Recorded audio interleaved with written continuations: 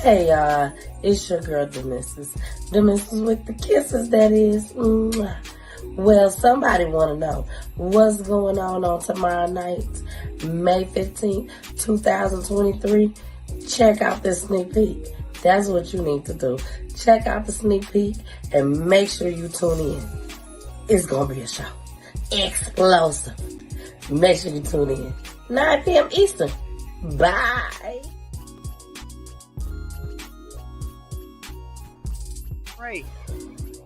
I pray that this girl lives a very, very long life, and I pray my son haunts her every day. The mother of a young man gunned down in broad daylight over the weekend. She had that message for the woman accused of killing her son. Her son cannot hold her and say Happy Mother's Day to her today. That bothers me. And Patrice's mom, Rosalind Livingston, wants it to bother you too, so much that you help them find Jamere Miller. And both friends get shot. Please, man, don't shoot us. We don't got nothing to do with this, man. And my friend said something like, man, he ain't gonna shoot us. Let us up out of here. And he started shooting. Within seconds, David shot in the back and in the arm, protecting his face. You can see the bullet holes in the bloody shirt David was wearing.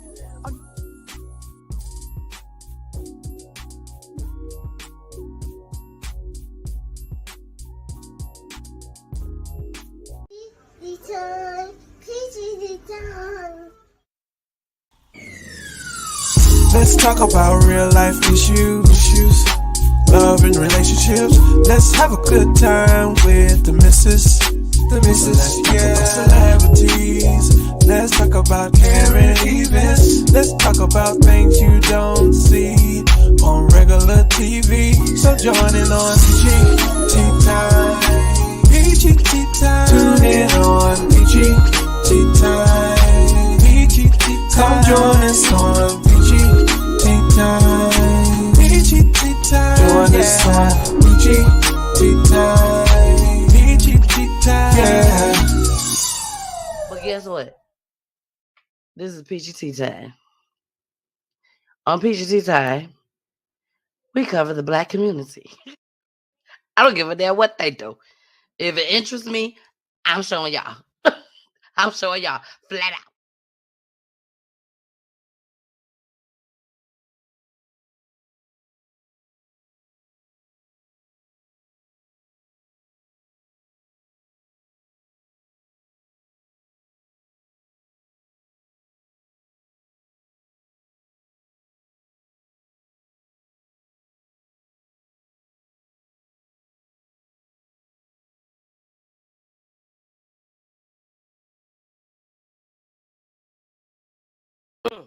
Mm, mm. I do this every time. Not every time. I'm sorry, y'all. I'm sorry.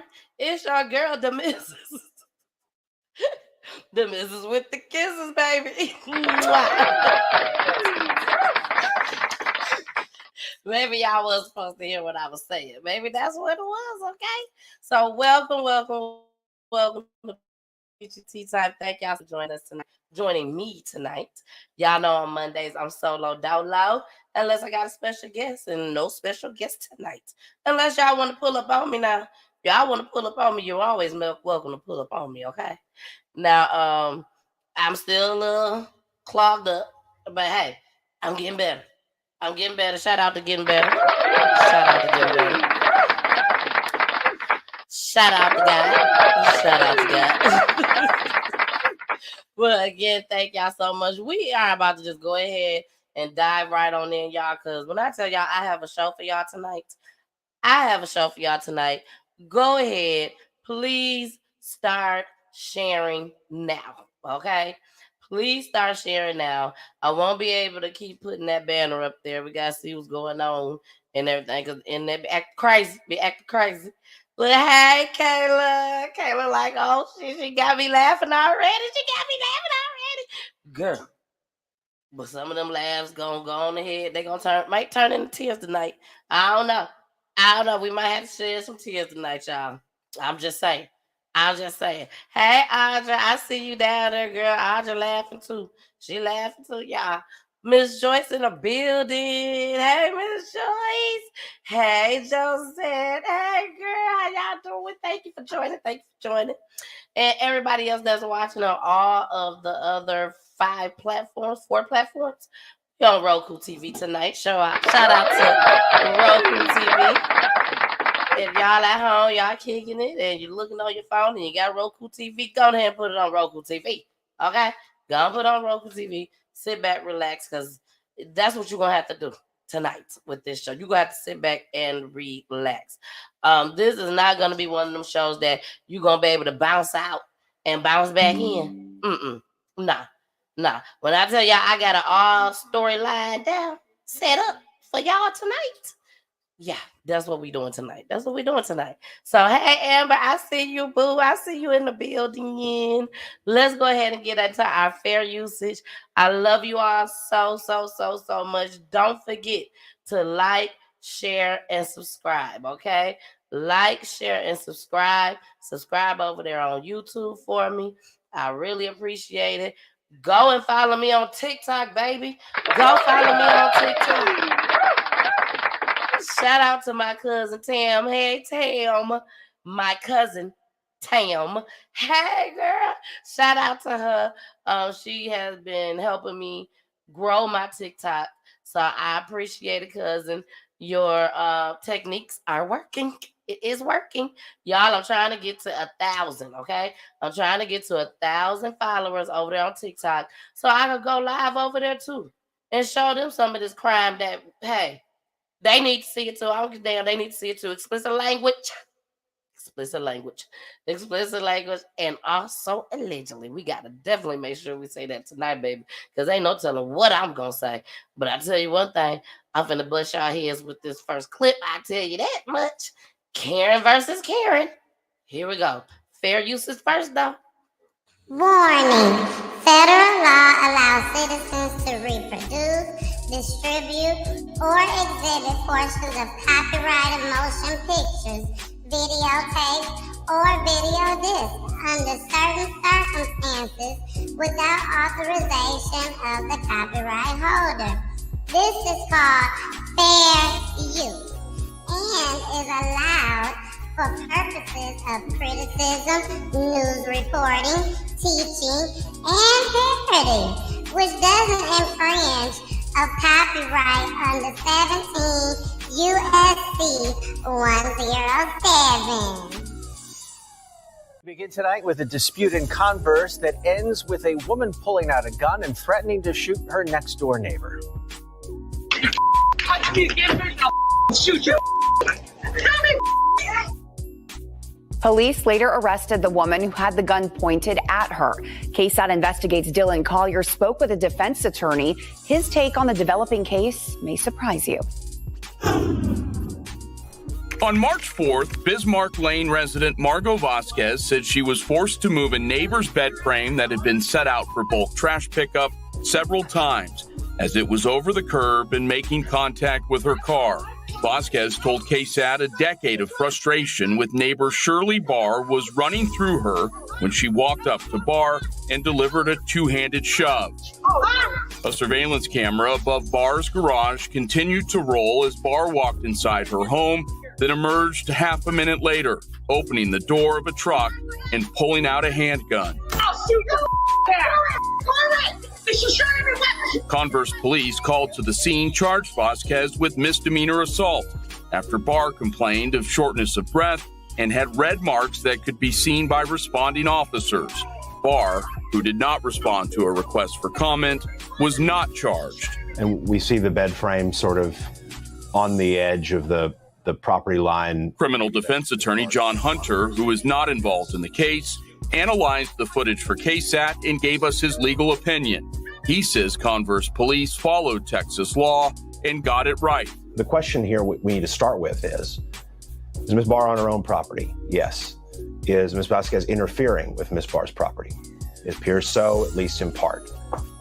Could Ms. Vasquez have done something other than be confrontational, throw this material in the driveway to block people from coming and going from that driveway, obviously. But this case took a turn earlier this month after Converse PD filed a case against Barr with the Bexar County District Attorney's Office for aggravated assault, a felony, citing the threats made and the gun that she produced. Hunter calls it a, quote, brash decision by police. Ms. Barr is defending her real property.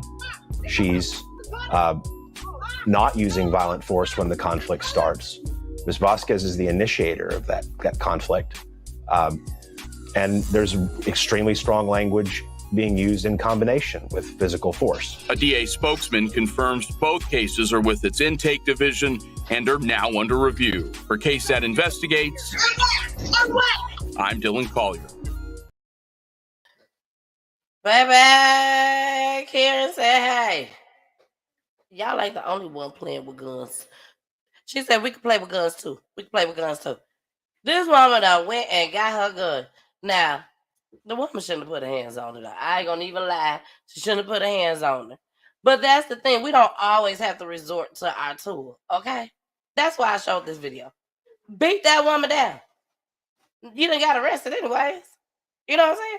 So just go on and beat her down. Take that risk. Take that risk. Now, if she beat you up, that's a whole nother thing. I mean, I do not promote violence. Y'all know I talk about violence, so I don't promote it. But if she would have beat her up, it probably would. Ain't no talk. We gotta move on. I just wanted to show y'all that. Shout out to Jamere. Hey, Jamere, boo. I don't know if you ever caught one of the lives, so welcome. And shout out to Carmen once again. Carmen, I went on Carmen's page, baby. I was on her page, and I said, "Oh my goodness, I love the way Carmen talk." Oh my goodness, Carmen, are you from Mississippi? Is it? I mean, I know the city because you mentioned the city before, but is it Mississippi? Let us know, and everybody else let us know. Where are you watching from tonight? Put your state, baby. Rep your state, okay? I'm watching right here from ATL, baby, Georgia, okay? Georgia. So y'all go ahead and rep y'all state in the comments. We finna move right along to family ties. That's what I call it. This was something that was so devastating, so horrible. I have reached out to the family members. I'm just waiting on the response from them. But I did want to go ahead and bring it on to you all, so y'all can go ahead and see. But I did reach out to the family. It was unfortunate because once I reached out, that's when I actually started doing my research. That's all I'm gonna say, doing my research. I should have researched this particular story first all the way and then reached out. But I actually reached out on yesterday. I reached out on yesterday, and they actually, it was either today or yesterday. But anyways, they actually had the funeral. And you'll see what I'm talking about. They actually had the funeral on Saturday. So if they are watching tonight, my apologies, but one thing about PGT Time, we try to hurry up and get the story out there. Because we have a lot of families. We have a lot of families that be coming on PGT Time. They only come on once a week. So we definitely be trying to get people on here. And it's the start of a healing process just as well. That's what me and Jason and Pooley likes to call it just as well. So with that being said, let's go ahead and get started. Again, I call this clip, because y'all know I can name my own clips. I call this clip Family Ties. And before I play it, let me give y'all a little brief background, okay? Because like I said, everything is allegedly. So if they do decide to come on the show, they'll be able to correct me with wherever I went wrong. But apparently this young lady, this family, I'm going to say that, this family lost their parents. They lost their parents 7 years ago. I'm not sure how they lost the parents, but they lost the parents. And the daughter, at the age of 20, raised all the kids. And it was a total of 7 kids in total. And she raised all 7 kids. And I'm just briefing y'all, letting y'all know where this clip finna start at, okay? So one of the brothers was murdered through gun violence. And They were literally at a gathering, I'll call it. They were at a gathering where they was collecting money for his funeral. 3 days later. 3 days later, from what I was told, as far as the news and all that stuff. Okay. So I want to go ahead and show y'all what happened 3 days later after the brother was shot and killed. 3 days later. Here we go. Joining us first on News 2 at 6 o'clock, a Baton Rouge family dealing with immense tragedy after a shooting last night killed one sister and critically injured another. This happened during a celebration of life gathering for another family member who was shot and killed just last week. News 2's Bess Casserly spoke to police. She is joining us now. Michael, Sylvia, the other facet of this tragic story is that the person behind the gun is the victim's own brother. Tattered crime scene tape hangs from this stop sign at Geronimo and Navajo Streets in North Baton Rouge. Less than 24 hours ago, a family gathering was interrupted by an angry altercation and then gunfire. This shooter became upset and shot two sisters, killing one, and the other one is fighting for her life in the hospital. 18-year-old Kevanisha McDowell died at the scene. Her sister, 27-year-old Antasia, shot multiple times. Their brother, police say, the gunman. We had a number of witnesses there and other family members at the scene when this incident occurred. So we do have information on the shooter. We hadn't released his name at this particular time. It is a male suspect we're looking for. We're hoping that he turned himself in. We've learned today the family was gathered to honor another brother, Kevin Dunn Jr., who was shot and killed just last Thursday. It's a tragic situation. They were actually there celebrating the life of someone else who had been shot and killed. People close to the situation tell us Kevanisha had just given birth 2 months ago. Antasia has 3 children of her own and has been looking after her 7 siblings since their mother died in 2016. As of late Monday, Antasia remained in critical condition. Police say they're actively looking for the suspected shooter. Right now, they don't want to release more details, but if he doesn't turn himself in soon, they will. Okay, so we are back. Now, this was the brother. So they out there celebrating, having a good time. An argument occurred, and the brother, because they had 7 siblings all together, the brother started shooting. He shot the oldest sister, who raised everybody in the past 7 years. And then he shot the baby girl. She was only 18 years old and had just had a baby 2 months prior, if I'm not mistaken. And he takes off. Let's get into the second clip. This man you are looking at now is Gerald McDowell. He was arrested in a deadly shooting along Geronimo Street. Gerald McDowell is facing murder and attempted murder charges. The shooting happened Sunday. He is accused of shooting his 2 sisters after an argument. One of them, 18-year-old Kevanisha McDowell, has died. Baton Rouge police tell us the other sister is still at a local hospital and is in stable condition.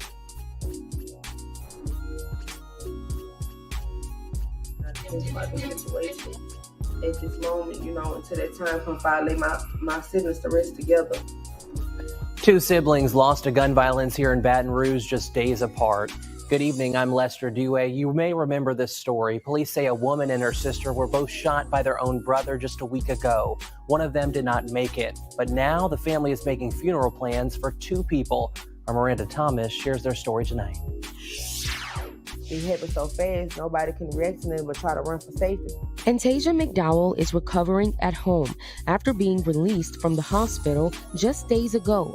Police say she and her sister were shot on Geronimo Street a week ago in Baton Rouge by their own brother, Gerald McDowell. Her sister, 18-year-old Kevanisha McDowell, did not make it and leaves behind a baby girl.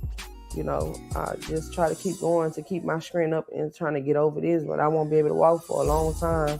McDowell says the shooting happened on the same night that her family hosted a fundraising dinner to cover funeral expenses of her brother, Kevin, who was shot and killed a week before in the same area. she was raising them both. So this with my siblings, I don't know what I'm gonna do. No, I'm not even gonna lie, I don't know. But I'm gonna keep strong for my niece, my sister baby, and my kids. And Tasia now has to bury both of her siblings while still recovering from her own injury. One family, a brother and sister, gone to gun violence. As for Gerald, he's facing murder and attempted murder charges, and Tasia is just asking for prayers. But I just ask for the community, everybody need to come together as one. For real, like it's a lot, it's too much. I'm finna bury 2 siblings.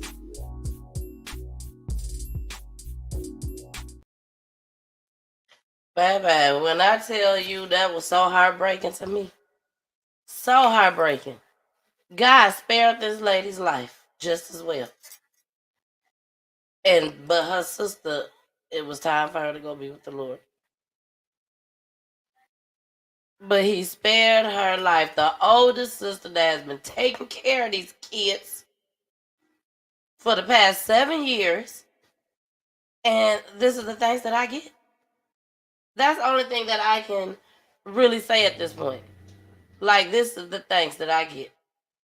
After I done sat here and helped raise y'all. And knowing mom and dad, of course, is looking down. And I know he's looking down at her, shining bright, smiling like no other. Because she still was a blessing to be able to take care of these kids. So my heart goes out to this family. It goes out to this family so much. Because this had to be a devastating thing to deal with. 3 days later, and this happened on, their brother was murdered on April 20th. And then the sister and the other sister was shot on April 23rd. So that's 3 days. And then they had the funeral on Saturday. So, again, my prayers to her. She said she was going to do any and everything she can to make sure that she has a proper burial for her siblings. And she has done just that. And they're raising her sister's daughter. So the daughter is still with the family. Thank God. But if we are able to get them on the show, then hey, they'll be able to break down way more to the story, okay? All right. Let's go to Detroit, baby. Let's go to Detroit. This doggone kidnapping. Did y'all say that? Did y'all see the kidnapping?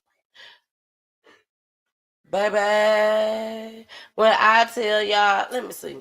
Let me put myself down so y'all can see the kidnapper. Right down there at the bottom. Okay? Look down at the bottom. That's him. That's him, y'all. That's the kidnapper. And the boyfriend, ex-boyfriend, because she was trying to break it off. He did not take no for an answer. And this is what has occurred. We have a lot of details, y'all, with this story, and I broke it down from beginning to the end. And when I say the end, as far as news that had just came out maybe 3 hours before the show started. So I'm taking y'all back to the beginning, how everything occurred, to this man being captured, to the surprise detail. Baby. The surprise detail that's going to blow your mind. If you don't already know. You know, I got to bring my show on at 9 o'clock at night. You know what I'm saying? My kids got to be getting ready for bed at least. You know? So, when I tell y'all I got a surprise detail, the last clip, mind blown. Mind blowing. So, let's get started. This is called Kidnapped.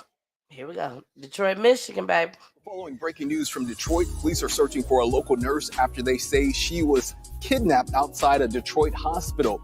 Thanks for joining us. I'm Will Jones. And I'm Pamela Osborne. Police say 29-year-old Patrice Miller was last seen around 7:40 this morning near Detroit Receiving Hospital. Jacqueline Francis is there live with a briefing from police. Jacqueline? Yeah, police say the woman was getting in her car this morning when a man jumped in, pushed her aside, and took off with both of them inside.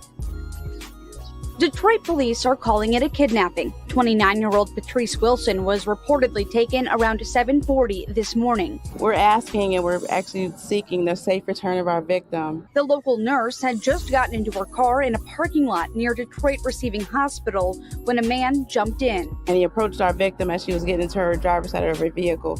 He then got inside of the vehicle, forced her over, and fled with her inside. The two took off in a black 2020 Lincoln Nautilus. The suspect has been identified as 36-year-old Jamere Miller. He's considered armed and dangerous. Authorities say he was wearing a blonde wig at the time of the abduction. Police believe the victim and the suspect knew one another. We're thinking it may be domestic related. Anyone with information is asked to call police, or you can submit tips anonymously at 1-800-SPEAK-UP. Reporting live in Detroit. And thanks for staying up with us early on a Sunday morning. Moments ago, police confirmed the body of Patrice Wilson has been found. She is the Detroit nurse who investigators say was kidnapped leaving work yesterday morning. Let's get out to our Megan Woods with the very latest on this. Megan. Rod, Priya, just a disturbing and heartbreaking update to this case. As you mentioned, Patrice Wilson now confirmed dead. Now, what sources are telling us is that that 29-year-old was found shot in the back of an SUV that was parked in her Novi apartment complex off of Haggerty. Here's what we know leading up to her death. Patrice was last seen around 7:40 yesterday morning near Detroit Receiving Hospital where she worked. Police say the nurse had just gotten into her car in a parking lot near the hospital when a man jumped in, and police say that man is suspect Jamere Miller. He's said to be armed and dangerous and still out there. So if you have any information, you're asked to call Detroit police. We're still gathering so much information, and at the top of 7 o'clock, we will have another report to tell you what we know. But as right now, we are still gathering details, but what we do know is Patrice Wilson is now confirmed dead. She was found shot in a trunk of an SUV in her apartment complex in Novi. Reporting live in Detroit. Megan. Okay, we are back. Everybody that just entered the building, thank you. You came right on time, baby, because I want everybody to see this. Okay, kidnapped. That's the name of this story, kidnapped. This happened in Detroit. Young lady, she's a nurse, came walking out from work, goes to get in her car, may we add, and her ex-boyfriend, because she tried to break it off with him, but they ain't know. Them clips I just showed y'all, they ain't know just yet. At least the public didn't know just yet. We'll say that. So, and y'all need to stick around now, because I got the mama. Mama got something to say. Grandma got something to say. I got everything. And the special detail that popped out of the sky today. If they don't leave this man in prison, baby. Anyways, so this young man comes with a wig on, y'all. A blonde wig. See her coming out. He already know what time she gets off, apparently, because that was his boyfriend, his girlfriend. But like I said, she tried to break it off with him. So he decides that he just gonna force himself in her car while she getting in, pushed her all the way over, and takes off in the car. Okay? Takes off with the car. She inside. At this point, the first clip, they didn't know where she was at. They just know she was kidnapped. The second clip, they have found her body. Where did they find her body at? Allegedly, they found her body in her apartment complex. In the trunk of her SUV, baby. Her own SUV, baby. Let's go ahead and keep the story rolling. Here we go. Detroit family looking for answers after their loved one was found dead in the trunk of her car. Please find them. Don't let them get away with this. She didn't deserve it. A manhunt is underway tonight to find this man in connection to her kidnapping. It's a tragic Mother's Day for the family of 29-year-old Patrice Wilson. Thanks for joining us. I'm Will Jones. And I'm Priya Mann in for Pamela Osborne. After Patrice Wilson's shift Saturday morning, police say Jamere Miller approached her as she was getting into her SUV, forced her over, and fled with her inside. Police discovered Wilson's body last night in the parking lot of her Novi apartment complex. Her family still has so many questions. The biggest one, why has he not been found? Megan Wood spoke with them about what these nearly 36 hours have been like. Her son cannot hold her and say Happy Mother's Day to her today. That bothers me. And Patrice's mom, Rosalind Livingston, wants it to bother you too, so much that you helped them find Jamere Miller. Police consider him armed and dangerous. Rosalind says the two used to date. She dated him for a while, and she been trying to get away from him because she know he was toxic for her. I've been told him. A mother knows. She even shared with us this viral video of what's believed to be Jamere outside of Patrice's home in 2021. You breaking in my house, Jamere? Now, as a mother who had to see her daughter at the morgue today, she says, yeah, I can't say the perpetrator name because you took the life out of her. And I seen it today. She tries to think of happier times. She was even thinking about going back to school. And I was like, oh, what you gonna be, an anesthesiologist nurse? You gonna be making that money, girl. But then it hits that she's gone. Patrice's grandmother, Pamela Golden, can't make sense of it. She knew what she wanted to do, how she wanted to do.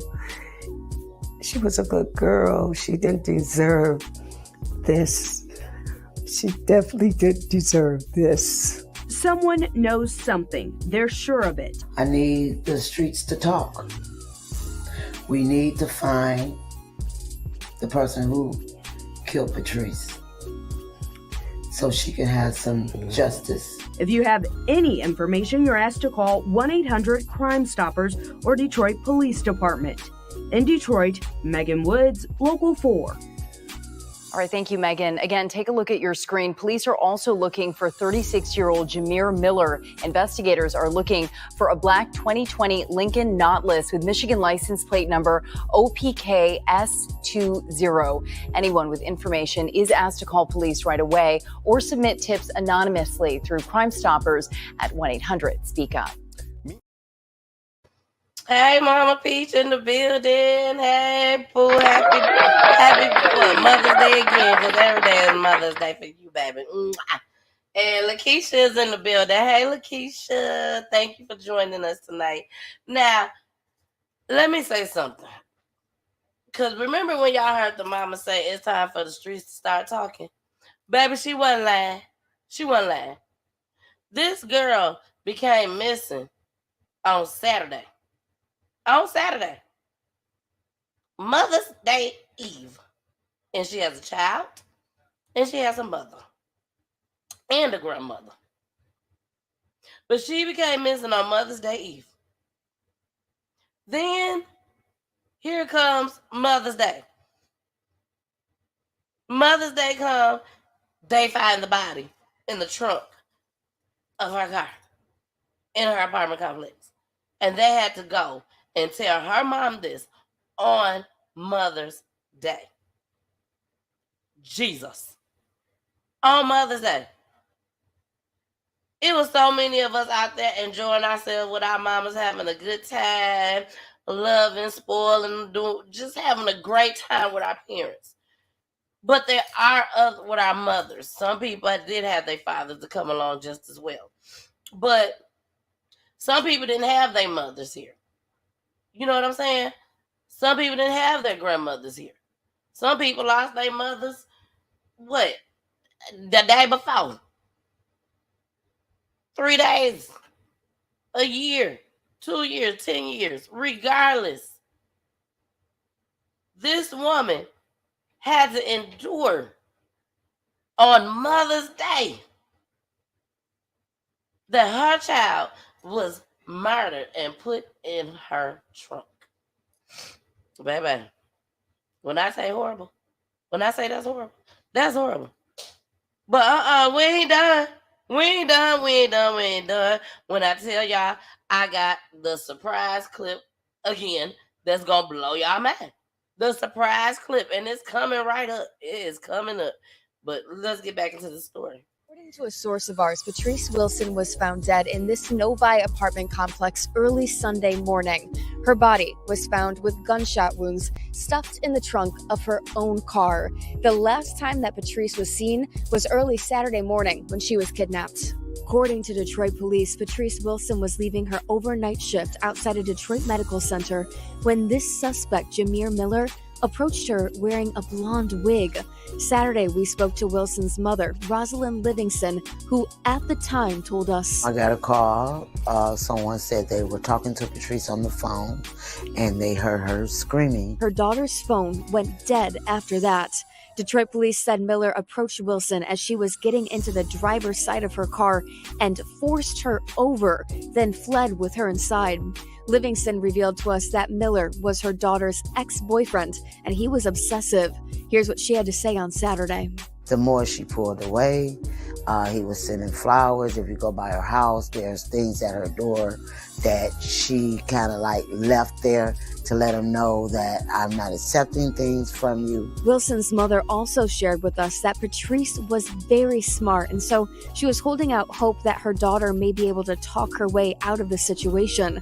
But tragically, we now know that Wilson was shot and killed and found in the trunk of her own car Sunday morning. This is the second child Rosalind Livingston has lost, and this time, heartbreakingly, she lost her daughter on Mother's Day.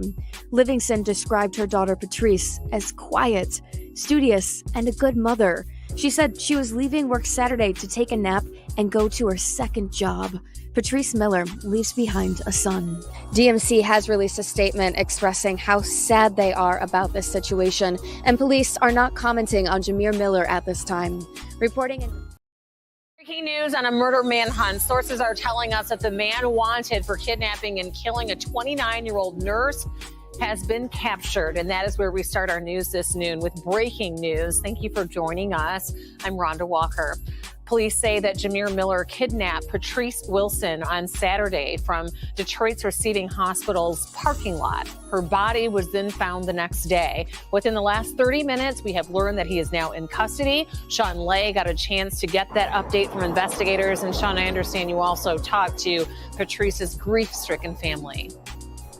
Good afternoon, Rhonda. We're up here on the west side. We just left Patrice Wilson's grandmother's home and mother's home, where they are reacting with so much emotion after this awful roller coaster ride involving their loved one, Patrice Wilson. And they are confirming what we've been able to confirm through sources, that the main suspect here, Jamere Miller, is now in custody. Let me show you some video and break all this down for you, because it all unfolded this weekend as Patrice Wilson, a nurse at Detroit Receiving, simply ending her shift early Saturday morning after 7 a.m., and she was abducted. And immediately, Detroit police named her ex-boyfriend, Jamere Miller, as the key suspect. Later that day, Wilson's body was found in her own SUV at her own apartment complex. That happened over in Novi. So that kicked off a long, painstaking manhunt for Jamere Miller that went into Saturday night, all day Sunday, and ended this morning. I just spoke to Patrice Wilson's grandmother, who had this instant reaction about the news today.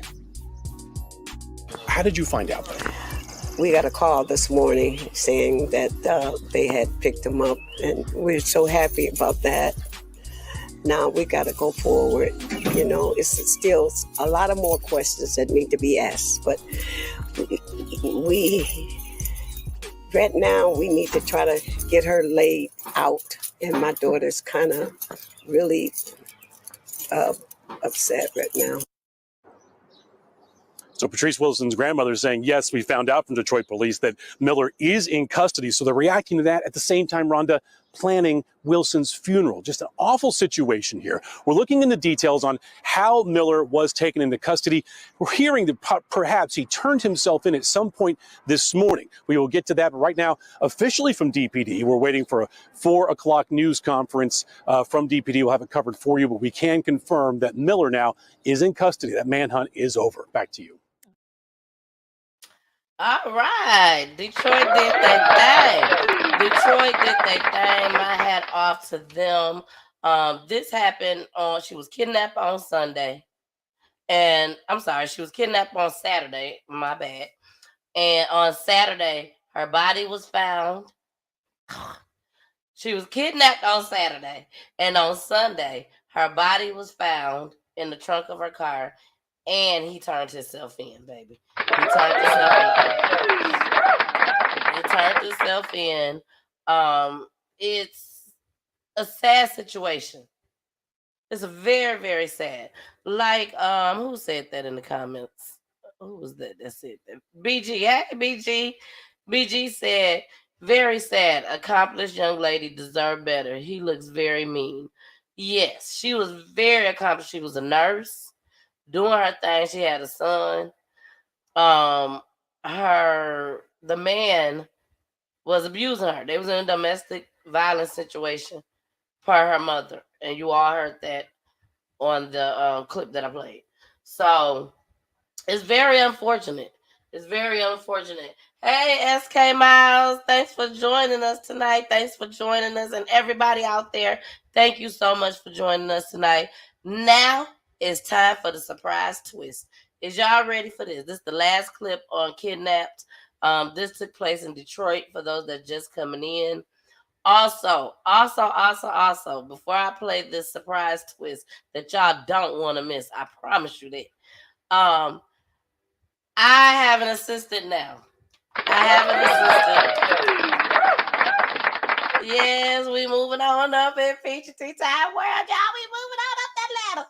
But I have an assistant now. One of the things that my assistant will be doing, actually starting with this show right here, we decided that being that I play so many clips, sometimes people can't stay all the way to the end.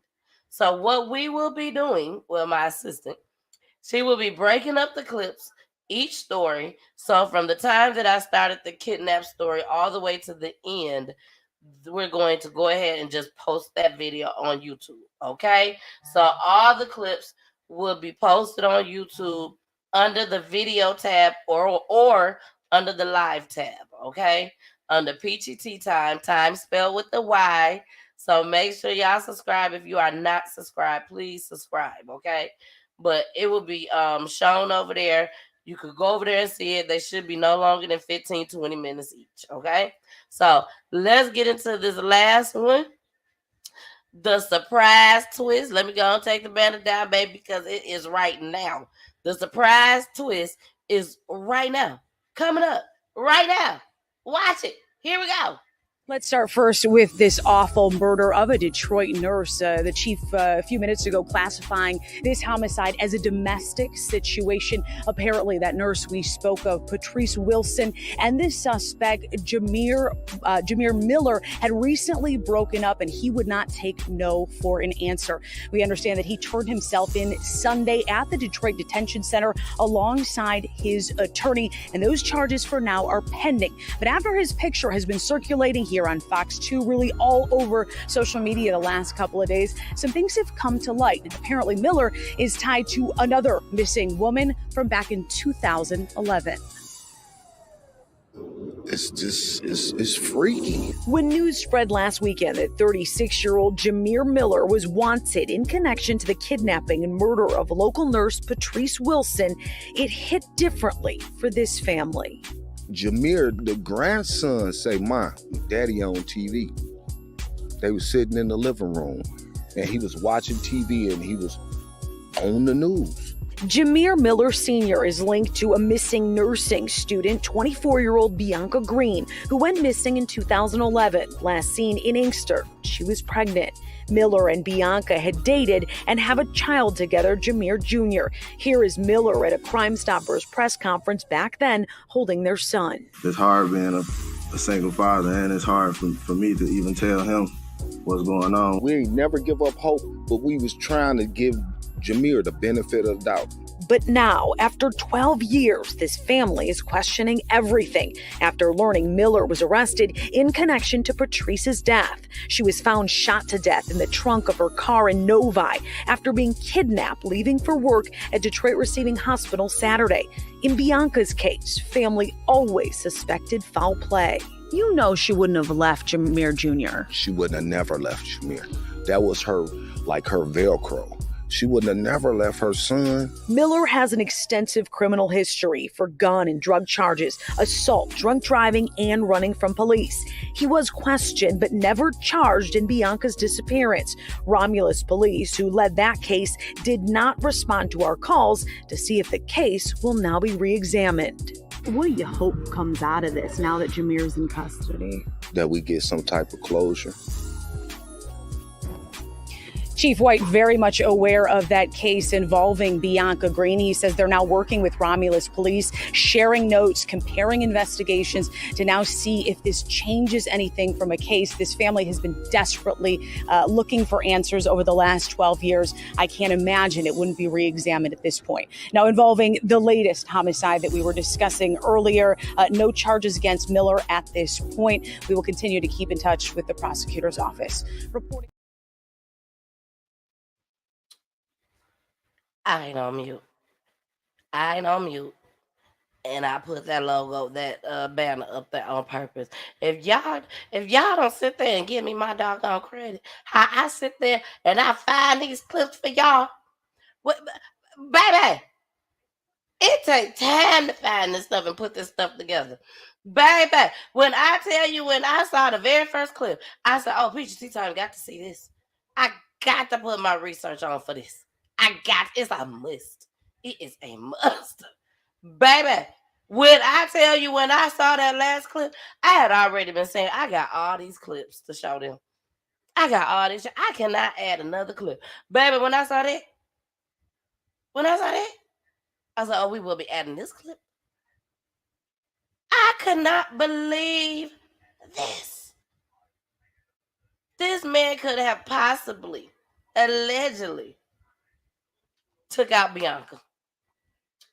He possibly took out Bianca 12 years ago. Baby, you can't run from God. Baby, you can't run from God.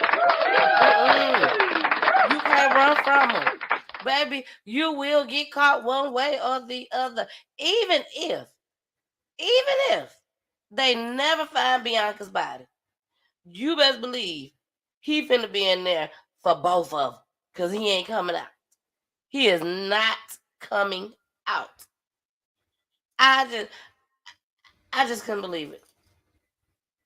And Jamere Jr., Jamere's son, his son, that man's son, told his grandpa, my daddy on TV.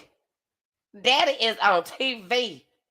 Your daddy on TV? What you mean your daddy on TV? Daddy is on TV. Then look. I know that. Sarah, get in here, Sarah. Get your. Do you see? Jamere as the took out PATRICE. Baby. I know he done did this time, baby, Bianca. Baby, I'm telling you, it's a sad situation. But it's also a lesson learned. You cannot run from God. He will catch up with you. And I pray that Bianca's family gets some closure. 12 years. 12 years. She was a nurse too. She was a nurse. Baby, if y'all don't put Detroit, police, detectives, all y'all. If y'all don't put 2 and 2 together and make 4, I don't know what to tell y'all. Shoot. Don't have me stop reporting on y'all if y'all Detroit, detectives, judges, jury, all y'all. Every last one of y'all. Y'all better make the right decision. Y'all better make the right decision. That's all I got to say. You better make the right decision on this one. Because we all going to be watching this. We all going to be watching to see what y'all going to do. Baby. And y'all better make sure y'all research everything. Research everything. And the young lady was from Romulus. So they said they will be connecting. I saw the press conference with the chief of police. And he said that they will be getting with Romulus and everything. And exchanging information. Going through files to see if anything connects. So hopefully We all need to pray that this stuff connects so that Bianca's family can have closure if he did it. If he did it. But like they said, Bianca would not have ever left Jamere Jr. Like Jamere did. Jamere, you just left Jamere Jr. Dummy. Oh, okay. Carmen said, Lord, this man done kidnapped and killed somebody. Girl, another nurse on top of that. Another nurse. That poor family. Unbelievable. It's sad. It's sad. BG said a nursing student and a nurse can't believe it. Wow. Yeah. Crazy. Who y'all? I gotta get that out of my spirit. Okay. So because when we come back, we going to the gas station. Okay. Now I'm be honest with y'all. I could not remember if I played this or not, but I know I didn't play both of the clips because I done watched this clip several times. So hopefully I hadn't played it for y'all before. But we get into this gas station. I know y'all want to know what happened at the gas station. Don't worry.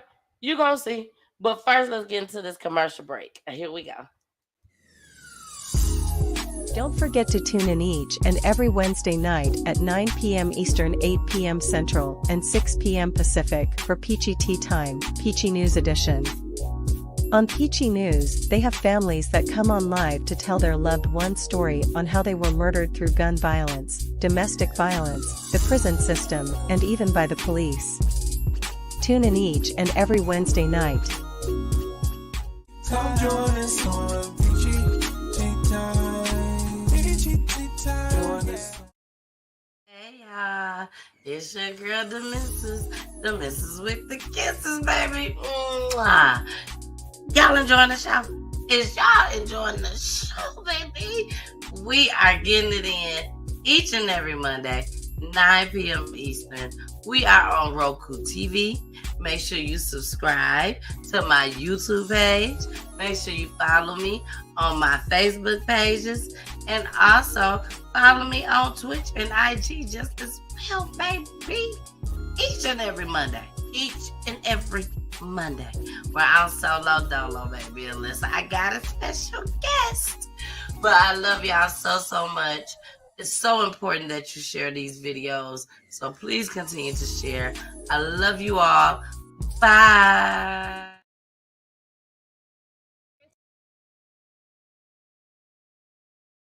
Frantically trying to get out and get to safety, but the clerk didn't unlock the door. New video shows the terrifying moments before 3 people were shot inside a Detroit gas station.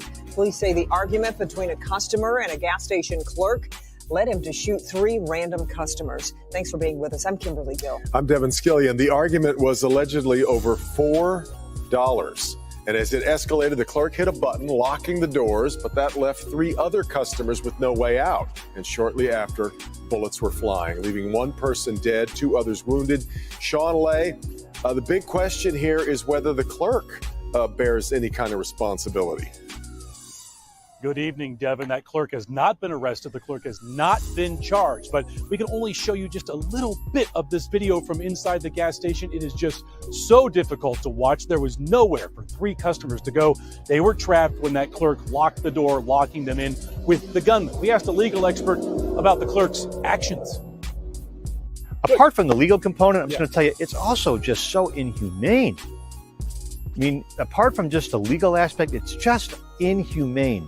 Local 4 legal analyst Neil Rockine reacting to the deadly shooting that took place inside this West Side gas station May 6th. Prosecutors say the clerk, behind protective glass, argued with the man over $4 worth of items. The clerk has the ability to lock the store's door, and he did.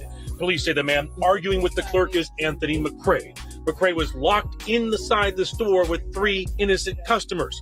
Prosecutors say McCrae makes it clear that if the clerk does not unlock the door, he will shoot the 3 innocent customers. We can only show you a moment of the chilling security camera video of the customers begging that clerk to let them out. The door remains locked. The 3 customers are shot. One, 37-year-old Gregory Kelly, is killed. McCrae is charged with murder and attempted murder. Could the clerk be arrested and charged? Lock those people in as they're begging to get out. Lock them in with something that he knew or should have known was life-threatening. And as it turns out, it was. That clerk's got real liability, potentially in criminal court, but also in civil court. They're banging on the door to let them out. Yeah, it's unconscionable. All right, back here live again. The video is so disturbing, but all three men, the innocent customers, are at the glass at the register asking the clerk to let them out. The gunman is right there. Eventually, the gunman opens fire at point blank range. Really difficult stuff here. But again, the clerk is not charged, has not been arrested. We asked police specifically about the clerk. They said everything remains under investigation. Devin, I asked the Wayne County Prosecutor's Office. They're expecting a warrant. It's focused on the clerk. They haven't gotten back to us. I'll let you know when they... All right. So as far as I know, the clerk has not been charged. I don't know if they'll be seeking charges against him or not. But as of today, when I did my research, he has not been charged. It don't look like they're trying to charge him. That's just my opinion. Because if they would have charged him. Do I feel like he need to be charged? Yes, I do. He ain't get shot. He was just fine, and he decided to open the door once the man shot all three of the customers in the store. Then he let them out to run and get away. But either way it go, he was behind protective glass. Now, is that saying that he still couldn't have got shot? I don't know, because I don't know if that protective glass was just right there in your face. I don't know if it actually came all the way around. And I don't know if I trust protective glass. Now, when PGT time make it big, and I get me a new big, pretty mansion house, I will have protective glass. I will have protective glass. Carmen says, sorry, but the clerk should have gotten shot. And the shooter's dumbass. Exactly, Carmen. Like, how does this end up like this? You know what I'm saying? Like, he's arguing with the clerk. How does it end up that all three of the customers in the store get killed? Like, what type of mental health issues was you dealing with? Or what type of craziness and angriness was you dealing with? These innocent people. Now, I do know that the friend mentioned, because it was two boys that walked in the store. They heard the boy arguing with the clerk. But they still walked in anyways. Probably anybody, I probably would have did the same thing. Walked in anyways. So they walked in anyways. That's when the doors end up getting locked and whatnot. They go back to the door, trying to get out, telling the clerk to let them out. And that's when the man was like, man, I'll shoot everybody up in here.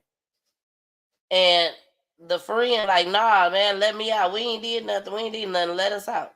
His friend say, now this is what the friend said. Friend said that his friend, that literally the only person that died, he said, man, he ain't gonna shoot us. Now, I'm not saying that was the reason why, but sometimes things can be said that triggers people. Triggers ignorant folks. Like, nigga, don't tell me what I ain't gonna do. If I say I'm gonna shoot you, I'm gonna shoot you. Don't tell me I ain't gonna do it. You know what I'm saying? Yes, I say ain't. I said ain't. But that's probably how he was talking.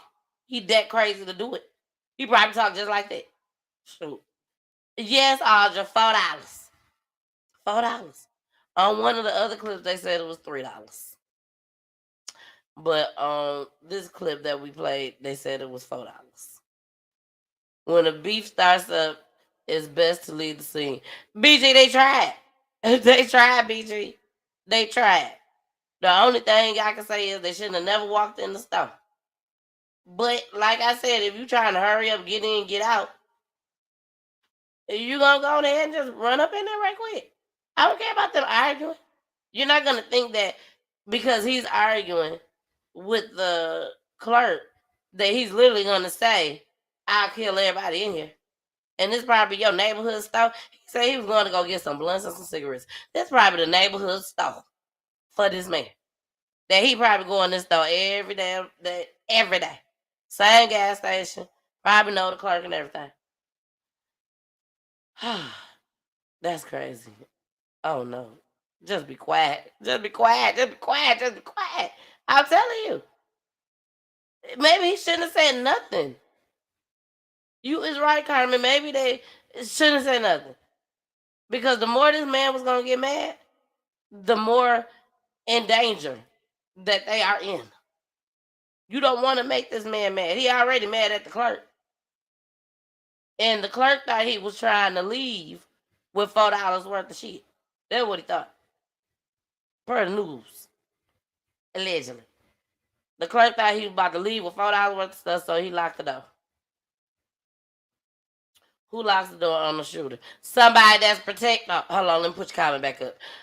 Who locks the door on the shooter? Somebody that's protected behind glass. Somebody that knows that he ain't gonna get hurt. That's who would do such a thing, Carmen. That's who. That's who. But go ahead, let's get into this last clip for the gas station. Here we go. All right, we're getting our first look at the man charged in that deadly triple shooting inside a gas station in Detroit. We thank you for being with us here. I'm Kimberly Gill. I'm Devin Skillian. 27-year-old Anthony McCrae facing charges of first-degree murder and assault with intent to murder after prosecutors say he opened fire on random customers during a dispute with a clerk. Sean Lay, live with more on this story. He does have a lengthy criminal history, Sean. Devin, including felony gun crimes in his past, and he should never have had a gun in the first place. But follow me this way, because everything happened inside here. Prosecutors today revealing that the clerk was arguing with this alleged gunman on the other side of the protective glass here. There's 3 customers in here, and from behind the glass, the clerk is able to flip a switch and lock these doors, turning this place into a death trap. One of the men shot and survived. I spoke to him this afternoon. Yeah, I was shot in the hand, I was shot in my side, and I got shot in the back. So he shot me 3 times. That is the voice of one of 3 gas station customers. Not only shot 3 times, police say, by accused gunman Samuel McCrae, but he was also trapped inside the shop with that gunman by the gas station clerk. He does not want to be identified, concerned for his safety. When that clerk refused to let the 3 customers in harm's way out of the gas station, he turned to the gunman and pleaded for their lives. And I say the same thing, like, man, we don't got nothing to do with this. Unlock the door. And the dude say, if you don't unlock the door, I'm gonna shoot everybody in here. I turn around and look at him and say, please, man, don't shoot us. We don't got nothing to do with this. I turned around and looked at him. He had the gun in the back of my head, and I put my hand up. And he shot my hand, and I ran from him. Then he grazed my side. And then when he shot me the 3rd time, that's when I failed and I had to play dead. That gunman shot another customer trapped with them and shot and killed 37-year-old Gregory Kelly. McCrae was arraigned today, where prosecutors say the clerk thought McCrae was going to walk off with $4 worth of items. With a switch behind the counter, the clerk locked the door, and prosecutors say the clerk turned up the heat by arguing with the gunman. After shooting the 3 customers by emptying his handgun, only then did the clerk behind the protective glass unlock the door, letting the gunman get away. After he shot all of us, then he unlocked the door. Remarkable. It's amazing he survived. McCrae held without bond right now. Big yellow sticker here. It's from the city. This place operating without a license. It's shut down right now. We asked Detroit police about the clerk here. Now, we know McCrae is charged, being held without bond. Does the clerk have any culpability, any liability for endangering lives by locking the door? Police tell me everything remains under investigation. Devin? Over $4 worth of stuff, Sean. $4. But once the door was unlocked, McCrae was able to get away, and he ended up being arrested a day later. So how did he get away from the scene there? Yeah, the door's finally unlocked. You've got 3 shooting victims in there. You've got a clerk safe behind the glass. He is able to just walk out. Devin, it's remarkable. His mom was parked right here, waiting for him, and drove him away. Wow. All right, Sean.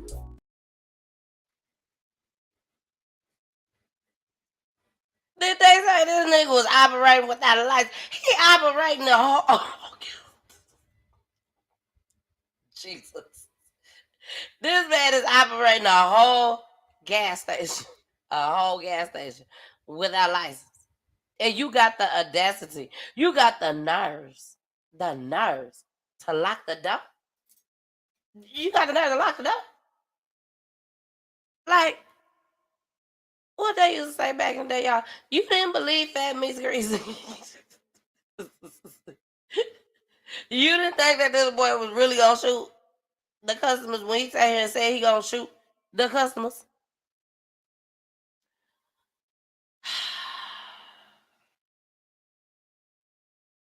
Girl, we don't know where the picture of the dumb clerk is at. The dumb clerk is hiding. You gotta understand. He locked the doors. He cannot be seen nowhere out in these streets at this moment. These look like some very nice looking young men. They probably got a whole fleet of people behind them. 100%. They waiting to see this clerk. They waiting to see the clerk. I'm telling y'all, this is crazy. All right, y'all. We still got time. We doing good on time. So we're gonna play a couple more clips, and then we're gonna get into I want to play a song. I want to play Kariah Brene. So her it's called Space. I think it's called Space. Yes, Space. So we're gonna listen to that just as well. But I want y'all to hear this lady. Y'all heard this lady on the sneak peek. Here we go. I pray that this girl lives a very, very long life, and I pray my son haunts her every day. The mother of a young man gunned down in broad daylight over the weekend. She had that message for the woman accused of killing her son. Thank you for joining us tonight. I'm Daryl Green. She's full of pain there. Well, I'm Darcy Thomas, everyone. Fox 13's Dominic Dillon has more. The only thing I have left of my baby is the blood on my hands, where I tried to save baby. Sunday morning, Misty Henry was talking to her son Jeremy Henry on the phone while pumping gas before church. She had no idea that would be the last time she spoke with him. My son was a victim.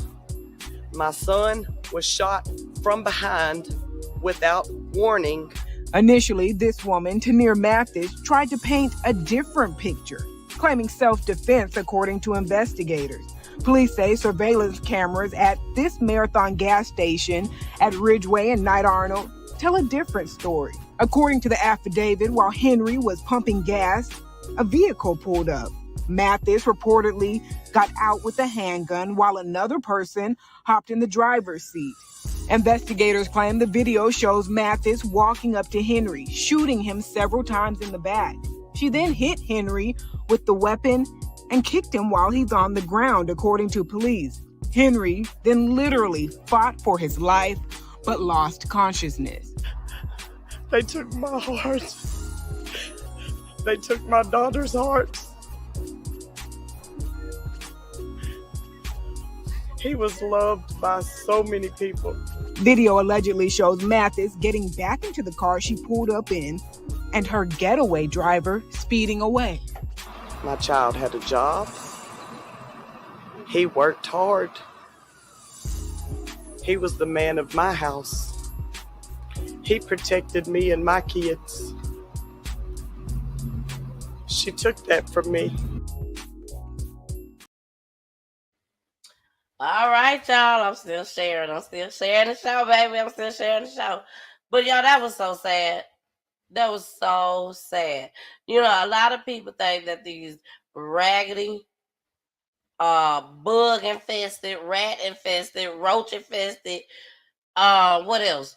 Drug dealing infested, fighting infested gas stations don't have cameras. Baby, you best believe them folks making sure that they be protected some way, somehow. And if they gonna have if they could get a camera, they gonna have one. And 9 times out of 10, they got one. Because whenever they get tired of you, disrespecting them, coming in there acting a fool, stealing, all that, they gonna have you on camera. They gonna hit that switch. Police gonna be there, and they gonna have it all on camera, baby. You gone. You wonder how they found you in your apartment complex, hiding in the closet, but over somebody else's house. That's how. Because you went to the gas station to get some blunts and some cigarettes. Newport shorts and a box that is. I'm just saying. So we finna go ahead, y'all, and move right along. Hold on, we got some comments, baby. We got some comments. Why did she shoot him? I have no idea why she shot him. I don't know. They didn't say. It sounded like it was a robbery attempt to me. That's what it sounded like to me when I watched the clips.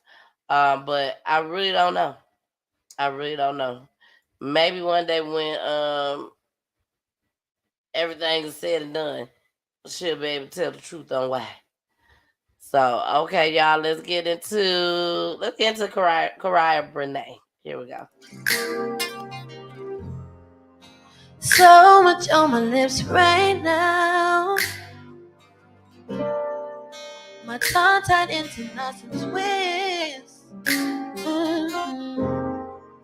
Can you read all the words that I'm out?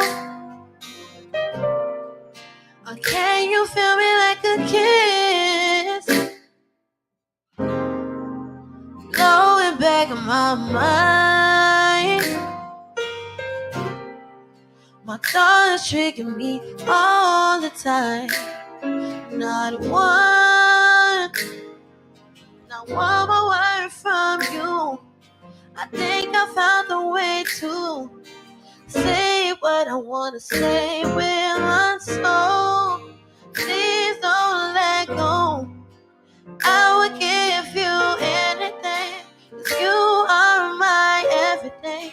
When words won't say, oh, I want you to know. Pay attention to the space I'm holding.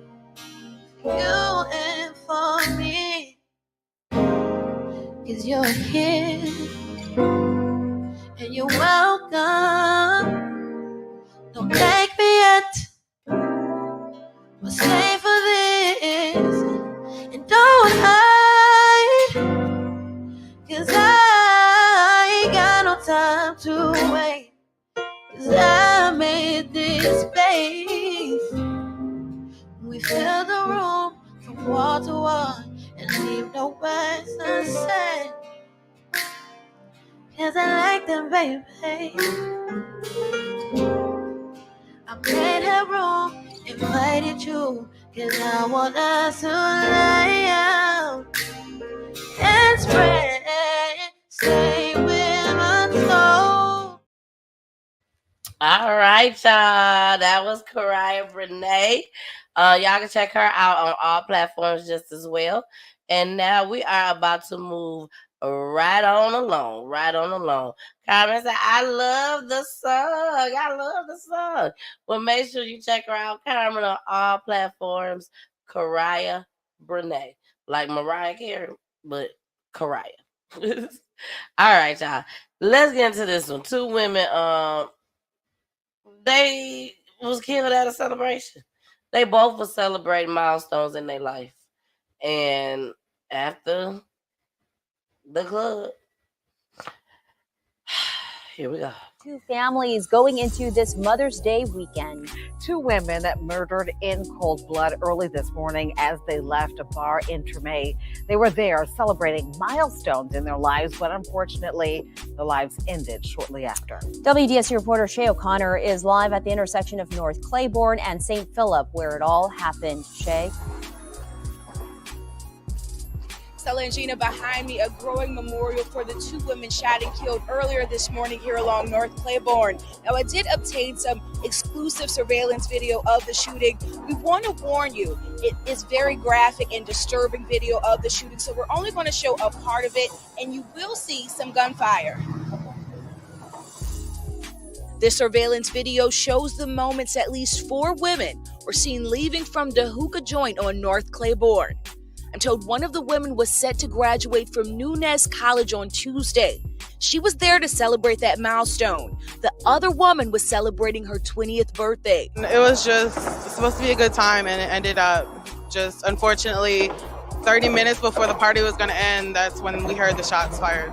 The suspect, who appears to be hiding here at the corner of St. Philip Street, is seen running towards the women firing shots. They run across the street underneath the Claiborne Bridge. He continues to follow them, firing more shots. One woman drops. What happens next is too graphic for WDSU to show. This angle shows the women walking from the venue before others are seen running from the shots being fired. There was some crying. You could hear girls outside screaming. I saw a couple girls drop to the floor when they found out what was going on. In the parking lot under the bridge, several vehicles also hit with gunfire from what appears to be an automatic weapon. It's just sad, you know, but it happens all over New Orleans, so you don't know where it's going to happen. David says he and his wife were sleeping when they heard what sounded like bombs. But if you're right where the water spots is, there's still blood, like blood clots still on the ground right now. They didn't wash it all. This comes just a day after yet another woman was shot and killed in the Seabrook neighborhood. Mayor LaToya Cantrell talks about violence involving women. None of these acts are random at all. And what we have to understand that women also play a role in violent activity in our city. And so they will remain under active investigation. And people from here on the scene actually tell me that there were 2 shooters. So far, we do not know a motive and no one has been arrested. With that being said, if you do have any information that could lead to an arrest, you're being urged to contact Crime Stoppers. Reporting live from Treme, Shea. All right, y'all. We are back. Rest in peace to those 2 young ladies. That's so sad. And the only thing that I could think of at that moment, besides, of course, their parents, having to find this information out, how sad it is. But the friends, because both of these ladies was out celebrating. So I'm sure they had all their friends with them, at least a close circle of friends with them. And they had to witness something like this. So it's so, so sad. And we just have to pray for this family, y'all. We have to pray for this family. It looks like it was a man, they said, that was shooting at them. So I really want to follow this story. I'm going to follow this story because I want to know, were they the number one target? Because it kind of looked like that, they, from what the news showed and what they were saying, that he kept shooting at them. So we need to, I need to find out some more information on that one. I need to find out some more information. Don't worry about it. I got you. I got y'all. Don't even worry about it. All right, y'all. We still doing good on time. Like I said, I didn't even think we was going to be able to do half of these clips. Well, I knew we were going to do half. But let's move on to the next one. This 3-year-old that got shot. I said it. 3-year-old that got shot, but baby is recovering. So here we go. A 3-year-old girl is recovering at Children's Wisconsin tonight. Investigators say she was shot by her teenage brother. Fox 6's Stephanie Quirk joins us live in Kenosha. Stephanie, you talked with their mother who says she didn't know her son had a gun. Yeah, that's right. And now the 3-year-old girl is recovering while her brother, her 18-year-old brother, is in custody, and police are investigating whether or not this was intentional. Now we're going to need a crime scene unit out here and a bunch of tape. These are why these young people should not have guns. They don't know what they're doing with them. You know what I mean? And this is how things happen. Like, it's stupid. Bonnie Cummings was at work this afternoon when chaos erupted in her Kenosha home. And my 18-year-old son was babysitting my 3-year-old daughter and apparently had a gun. That gun fired into Cummings' 3-year-old daughter's leg, sending her to the hospital with a severe wound. We have an 18-year-old in custody that we believe was in possession of the firearm at the time it went off. Police say the man in custody is the victim's older brother. He is on probation, and he will be held on a probation violation while we continue our investigation to consider appropriate charges. The 3-year-old is expected to survive, but police say many questions still remain. We still don't know whether it's an intentional act or an accidental act, but obviously there was some negligent handling of a firearm. However, Cumming feels certain she knows that answer. He's got even more trouble, so it's not good. So I'm sure not good. And he was very shook up. He wasn't trying to hurt her, you know, it was an accident. But both police and Cummings agree on the fact that this could have been prevented. Responsible gun ownership cannot be stressed enough. There are appropriate places for guns to be. If you do have a gun, yeah, it should be locked up and it should have a gun lock and kids shouldn't be anywhere near it. And as you guys mentioned earlier, the victim's mother was unaware her son even had a gun, but she said she is thankful that this incident did not turn fatal. I'm thankful too that it didn't turn fatal, because he probably would have never got out. I'm gonna need mama to be more attentive of her kids. And last but not least, because I'm not gonna stay on this story long at all. Last but not least, my mom went to church with me, Poolie, and the kids on Sunday for Mother's Day. Shout out to my mama coming all the way to church, spend some time with us. Ooh, excuse me. And one thing that the preacher said that stuck out to me, he said, as mothers, there are 3 things that we're supposed to do. And he said number 1 was protect, number 2 was preserve, and number 3 was prepare. And he said if you protect, you preserve, and you prepare, God will promote. Promote me as a mom. He gonna promote Poolie too. But it was about mothers. It was about mothers. And this is what, as a mother, I'm supposed to do. You know what I'm saying? So, like I said, I'm not gonna go into all of that, but I hope y'all remember that. You will hear me say that again, I'm sure. It may not be tonight, but you will hear me say it again in the future, okay? So the 3 things are protect. As mothers, this is what we're supposed to do with our kids. Protect, preserve, prepare, and we will be promoted. Okay. Now, let's move on. Jealous ex in the building. Y'all done had some jealous exes out there. Have y'all ever had a jealous ex? Or y'all just try to stay away from folks like that? Like, y'all, I don't got time for that, the Miss Peachy. I ain't got time for no jealous nobody. I can sense something ain't right, so I just go ahead and kick rocks then. So let's see about this jealous ex. He even dragged the kids in the child. Here we go. Suspect in Southfield is shot and killed by police. Investigators say he was on the run after killing his ex-girlfriend and shooting her boyfriend. Fox 2's Jessica Dupnack joining us live. And Jessica, how the suspect and the victim had kids together? Do we know if they're okay at this point? Those kids are okay. They are currently with family, and the suspect actually dropped those kids off here in the area of 7 Mile and the Lodge at a friend's house before this all happened with police. He gave those children some money and said his goodbyes. The scene behind me clearing up right now, but this is where it all ended for that 49-year-old man allegedly pulling an assault rifle out towards police, and they fired at him. He fell out the car and just died. But it's very traumatizing to see. It's very devastating to see. This witness says it perfectly. The day started 6 miles north of here at the Southfield Marriott after 9 o'clock. Evidence markers trail a spray of gunfire where a 49-year-old man used an assault rifle and shot his child's mother and her new boyfriend. She was killed. He is in critical condition. It appears that he waited in the parking lot until they exited the hotel, at which time he used an assault rifle and did shoot both of them. Police sources say after the double shooting, the 49-year-old suspect went to his Warren home, switched out cars into this now shot-up black Camaro. He then picked up the couple's kids from school, gave them money, and said his goodbyes before dropping them off at a friend's house near the Lodge in 7 Mile.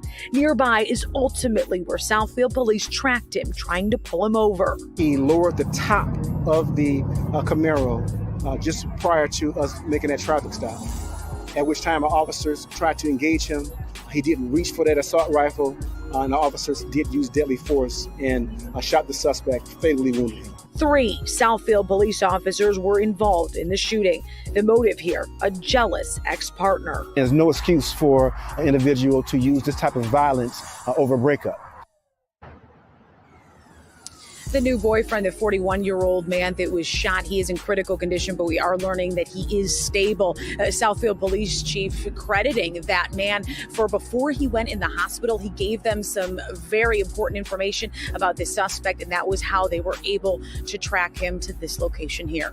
Reporting live on Detroit's West Side, Jessica Dupnack, Fox. Well, it's unfortunate, but he killed her and injured her boyfriend. So, her new man. I hope he gave. This is my thing. I said when I listened to it, I said I hope he gave the kids all his money that he had. I hate to say it like that. I do. But I do. I really hope he gave them all his money that he had because he wasn't gonna get too far. You wasn't gonna get too far. Everybody knew it was you. They all knew it was him. He thought he was gone. But God made it to where you get just a little bit further away from them kids. So they don't have to see you go through all of the whole set it off moment with Queen Latifah in the male form. In the male form. So, y'all, we are at the end of the show, baby. We got one more clip. This is it. It's 10:30, baby. It's 10:30. So we got this last one, and then we are out of here. And I will see y'all on Wednesday. But let's get into this last clip. She killed her baby. A Metro Atlanta mother behind bars accused of killing her own baby girl. Truly a heartbreaking story. The little Nirvana Oliver was just a few weeks shy of celebrating her second birthday. Her tiny body was found in a retention pond about 100 yards away from her parents' apartment, Sandy Springs. 11 Alive's Cody Alcorn is live in that area where the baby was found. And Cody, you spoke with that little girl's grandfather. There's been a horrific new development after a baby girl was found in a Sandy Springs pond and died. The story was already awful, and now police tell us this was not an accident. We have just learned the little girl's mother is now being charged with her murder. This woman on your screen, Asia Lewis, is now in custody. That's her mugshot there. The 1-year-old's body was pulled from Executive Park Pond in Sandy Springs last night. It's near the King and Queen building. That is where we find Atlanta News First Madeline from Montgomery. She's been there all morning. Madeline, this afternoon, the update was awful.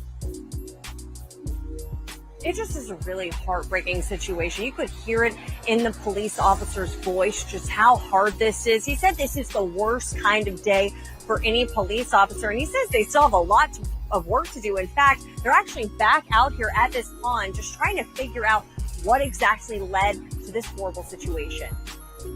It's the worst part of this job.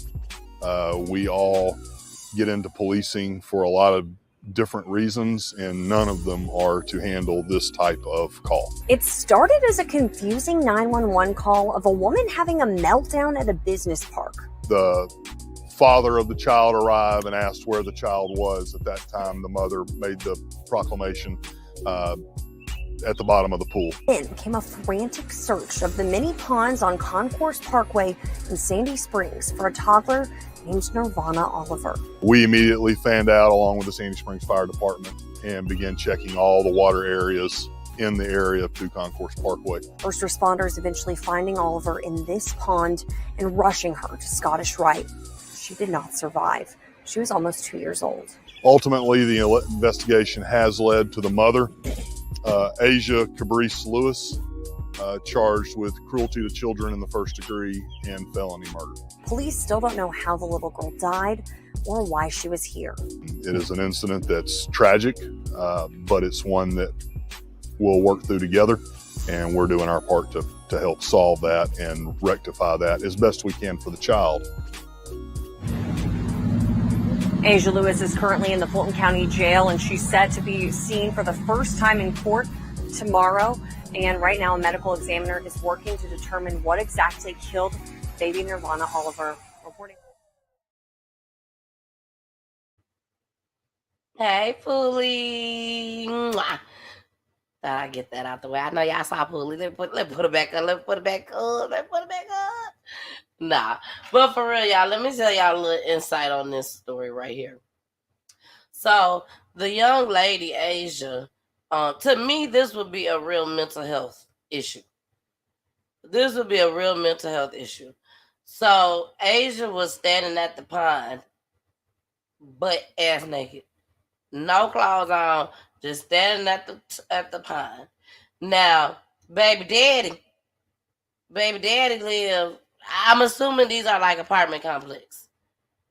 And this is not the first story that I've showed y'all. If you've been rocking with me for a while, I showed y'all a story on another baby that had walked out into a pond here in Georgia. And the type of pond it was. It's not big, but it's not small either. And the little babies just walk right on into it if they're out alone. And the last story that I showed you guys about that, which was over a year ago, this baby had walked right on out the house while the family members was in there arguing with each other, allegedly. But that baby walked right on out the house and went straight to the pond. But anyway, this particular story was crazy because the baby daddy stayed over there. He could see the pond and see, everything that's going on out there, the tape, all of it. And not the tape, because they just was there because of the woman. So he comes out to see what's going on because he see her. He goes out there, thinking to himself, what the hell? What this crazy is? Where is my baby? So when he get close up there to her, he like, Asian. This is all allegedly. But this is what I saw. And this is what I heard, and this is what I read. But as far as the way I'm finna say it is allegedly. Asia.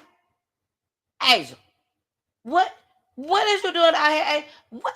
Asia, where's my baby? Asia, where is my baby? Asia said, F that baby. Now that's exactly what the grandfather spoke. And the grandfather said that Asia said, F that baby. And that's how the police knew that it was a baby somewhere that was missing.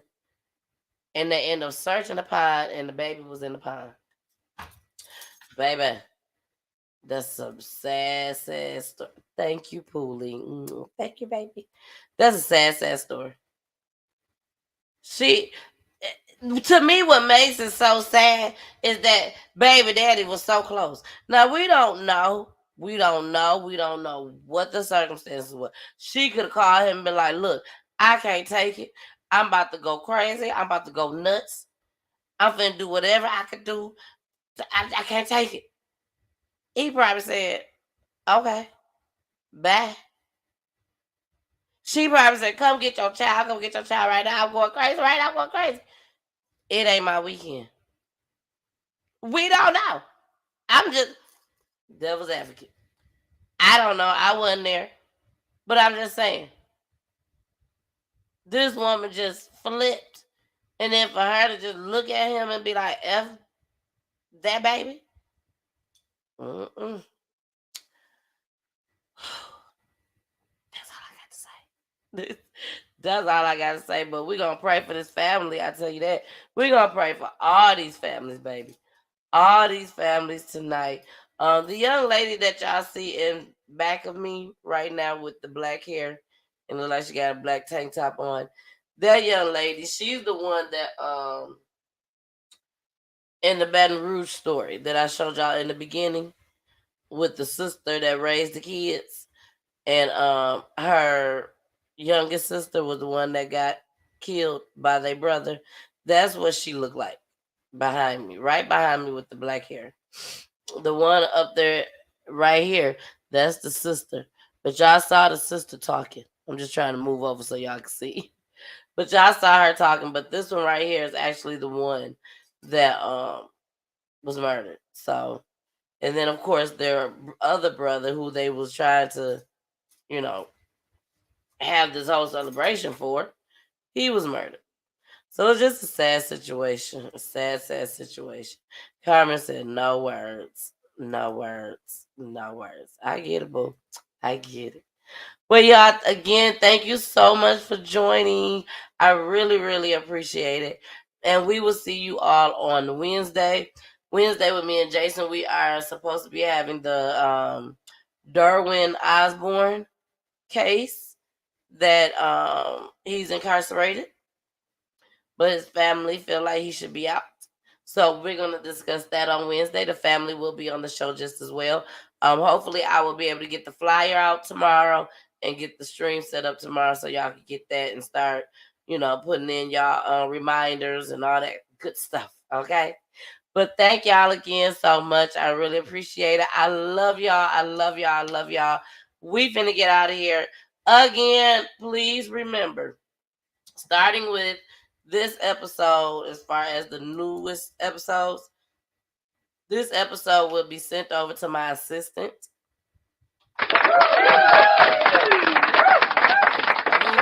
Moving on. Shout out to my assistant, Nicole. Nicole will be placing these clips. She's going to chop them up. Whichever way she do that, she gonna chop them up. She gonna upload them on my PGT Time page. So those that was not able to watch the entire show, you will be able to watch each topic that I have spoken on. And this is gonna go on only with the shows that have clips. It will not be like that with the family shows or with the Saturday shows when I have a guest. But if I don't have a guest and we're playing nothing but news broadcasts, my assistant Nicole, hey boo, she will definitely be chopping them up, putting them over there. They're gonna be 15-20 minutes each. Some will be shorter than that, but you guys can go on there anytime. She will be doing one a day, and she's gonna, hopefully she'll be able to start posting one of them tomorrow. I posted a few from previous shows, so y'all go check it out. It will be on the video tab or the live tab, okay? The video tab or the live tab, and on YouTube, PGT time spelled with the Y. So make sure y'all go right now and subscribe. If you are not subscribed, go subscribe now, because sometimes you may not be able to sit here and watch the entire show, but at least you'll be able to go on YouTube and catch every single clip that I showed in one show. All right. I love y'all. We out of here. Bye. Make sure you listen to my babies. PGT Time.